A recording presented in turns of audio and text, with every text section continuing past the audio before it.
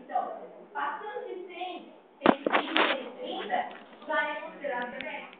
Lógico que eu não posso dizer que ele é diabético, porque para caracterizar diabetes tem que fazer curva glicêmica, tem que fazer uma série de coisas que vão realmente diagnosticar a diabetes. Glicemia... na verdade,